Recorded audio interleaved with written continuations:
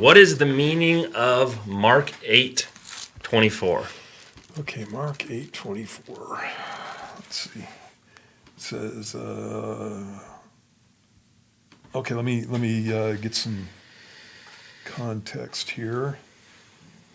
It says when he came to Bethsaida in verse 22, and they brought. Then he came to Bethsaida, and they brought a blind man to him and begged him to touch him. So he took the blind man by the hand and led him out of the town. And when he had spit on his eyes and put his hands on him, he asked him if he saw anything. And he looked up and said, "I see men like trees walking." Then he put his hands on his eyes again and made him look up. And he was restored and saw everyone clearly. And then he sent him away to his house, saying, "Neither go into the town nor tell anyone in the town."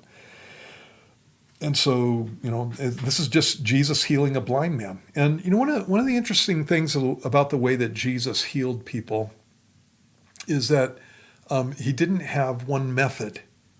And so sometimes he would touch somebody, and sometimes people would touch him, or like, for example, the robe of his garment, and they would be healed. Sometimes, one of my favorites is he came up to a man who was mute or dumb, sense, and he spit on his tongue, and and then the dumb could speak, is what the King Jimmy says. And there's times when he stuck his fingers in people's ears, and he did all kinds of things. And so actually, I don't know if he stuck his finger. I think he did. But in any case, so he did it all kinds of ways, and I think that the reason that he did that was so that we wouldn't get locked into, this is the way that you heal somebody. If Jesus just went around popping people on the forehead, then that's what people would be doing, in modern times, popping people on the forehead and saying, "Be healed," or whatever. Oh, they do that, but Jesus never did that. And so, it's like when you look at this, I think that Jesus is doing it in all kinds of different ways, and this is a progressive healing in this situation. And so generally speaking, when Jesus healed somebody, they were just healed. And in this case, he healed this man progressively, and it wasn't over long periods of time. It was, at the same event, but the guy, obviously, he's blind, and he comes up. Jesus had spit on his eyes and put his hands on him. And then he's not totally blind anymore. Now he can see blurrily, and that's all that's saying. These guys look like trees walking around.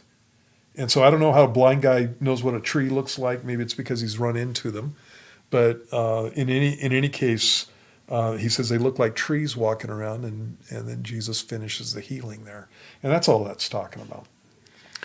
Anytime, if people wonder if God has a sense of humor, I can't get through Scripture without laughing on some of this stuff, because it's like, and there's another one where he spits on the ground, makes some mud, rubs mud in the dude's eyes, goes, "Hey, go wash it out." It's like, why are we doing all this weird stuff? Yeah. And it's some of the stuff he does is just absolutely hilarious. And you got to imagine being the blind guy. I love that story about, getting the mud in his eye. Yeah. It's like the guy's sitting there, he doesn't know what's going on. He hears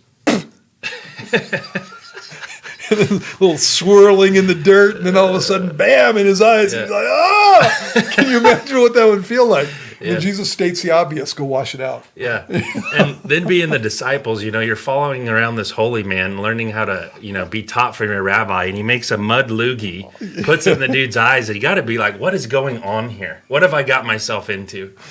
You can't get out of that without laughing. I've heard guys try to make that more materialistic and say, oh, the guy had some kind of film over his eyes, and the grit in the mud broke the film loose, and no, I think he just did it. He's like, let's try it this way. Hilarious.